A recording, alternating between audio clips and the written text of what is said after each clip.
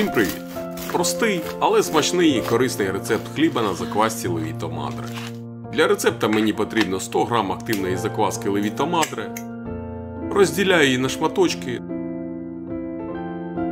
Додаю 375 мл води кімнатної температури. За допомогою блендера розчиняю закваску у воді до однорідності. Якщо немає блендера, можна розім'яти руками або виделкою. Але оскільки закваска Levito Madre така пружна, то з блендером це буде набагато швидше і легше. Ось така повітряна виходить закваска після блендера.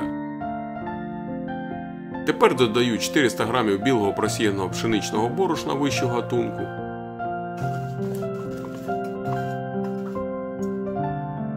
– 60 г спельтового борошна та 60 г гречаного.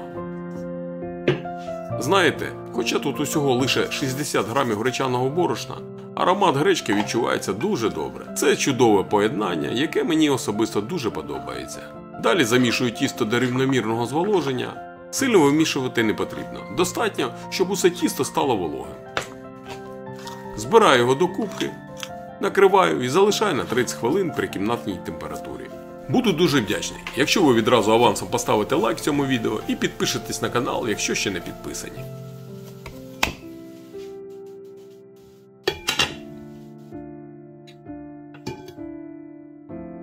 Минуло 30 хвилин, додаю 10 г солі. Глютен уже розвивається, і тепер потрібно добре вмішати сіль у тісто. Перекладаю тісто на стіл і вимішую його майже до гладкого стану. Але з перервою десь у 5 хвилин. Так я не порушу структуру тіста і легко доведу його до потрібного стану. Це тісто доволі вологе. І вимішую я його, знаєте, не сильно натискаючи, а так, можна сказати, поверхнево. Інакше воно почне липнути до рук. Можна, звісно, і відбити його, але сьогодні буде так. Усе. Накриваю і залишаю на 5 хвилин. Минуло ще 5 хвилин, домішую тісто, збираю його докупи. Ну і як завжди, хочу нагадати, що ви завжди можете замовити готову закваску. Як Levito Madre, так і житню. Для корисної і здорової випічки для себе та своїх близьких. Посилання на замовлення буде в описі під відео. При замовленні ви також отримаєте інструкцію, як доглядати за закваскою. Ось таким воно стало гладеньким, саме те, що мені потрібно. Кладу його в миску, накриваю і залишаю на 1 годину при кімнатній температурі. У мене зараз в кімнаті 20 градусів. Це, звісно, низькувато для тіста на заквасці, але я дам йому трохи більше часу для розстоювання. Минула 1 година, роблю складання. Усього потрібно зробити 3 такі складання. Трішки зволожую руки, відділяю тісто від миски і складаю по колу кілька разів. Ви відчуєте, коли достатньо, тісто стане більш пружним. Підвертаю тісто під себе і залишаю ще на півгодини за кімнатної температури. Коли зволожуєте руки, лише злегка їх намочіть, не треба викупувати їх у воді, щоб тісто не стало надто рідким. Також під час замішування завжди враховуйте клімат на вашій кухні. Та відповідно вологість борошна – це напряму впливає на структуру майбутнього хліба. Друзі, також хочу подякувати всім, хто дивиться і пише коментарі під відео. Мені дуже цікаво і приємно їх читати. Мене особливо тішить, коли ви задоволені рецептом і у вас усе виходить, особливо якщо це вперше. Також хочу попросити вас, напишіть, із яких країн, міст і сіл ви дивитесь мої відео. Мені дуже цікаво буде це почитати. А ваші коментарі допомагають каналу піднятися вище в видачі на YouTube, тож не полінуйтесь, поставте просто зараз цьому відео лайк. Під час розмови зробив і друге складання, а це вже 3-те. Усе точно так само, як і попередні 2, з інтервалом у 30 хвилин. Коли з закваскою вже подружився, зупинитися важко.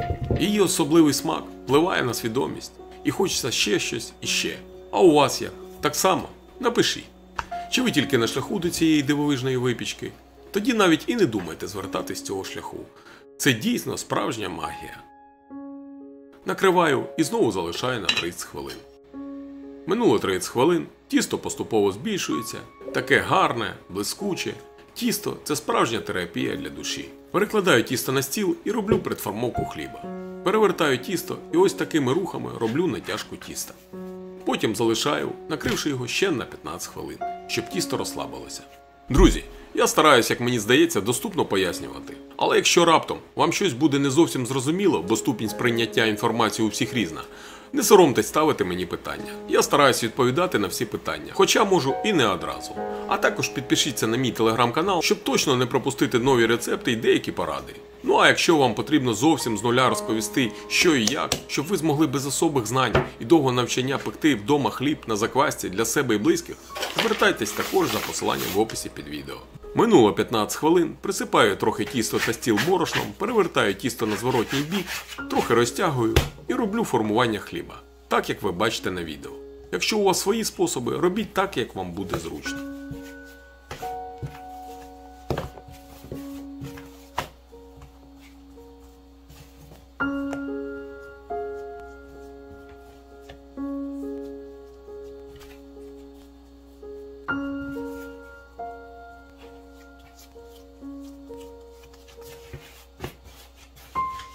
Перевертаю хлібну заготовку швом догори та защіпую краї.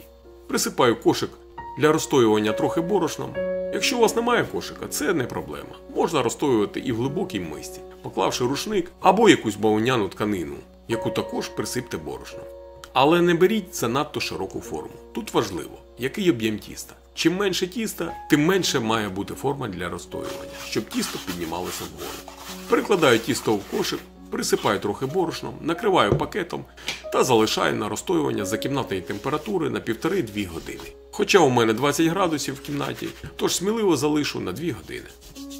Якщо не хочете залишати тісто на розстоювання в холодильнику, а плануєте випікати сьогодні, дайте йому постояти приблизно 3-4 години за кімнатної температури. Але час, як я вже не раз казав, умовний. Слідкуйте за тим, як росте тісто. Воно не завжди поводиться однаково.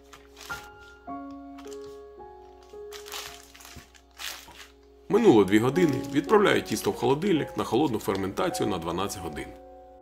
У мене це вже наступний день, минуло 12 годин. Ось так гарно воно підросло. Перекладаю тісто на пергаментний папір, змащений топленим маслом. Стараюся по можливості використовувати папір без силікону.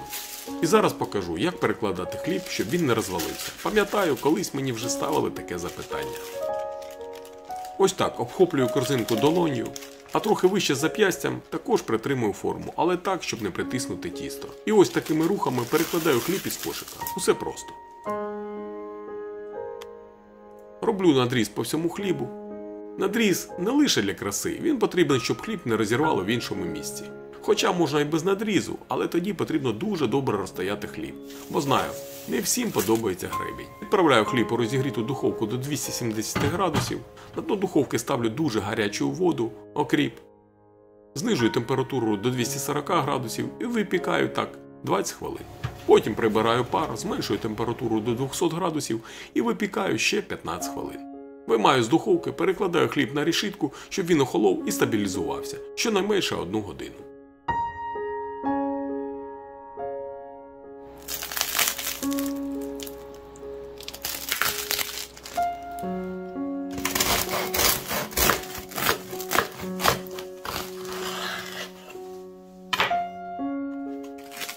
Ну що сказати, він неймовірно ароматний, хрусткий, м'який усередині, з чудовими порами. Ну просто красота. Друзі, підписуйтесь на канал, ставте лайки, залишайте коментарі. Усім смачної і корисної випічки і до зустрічі у наступному відео.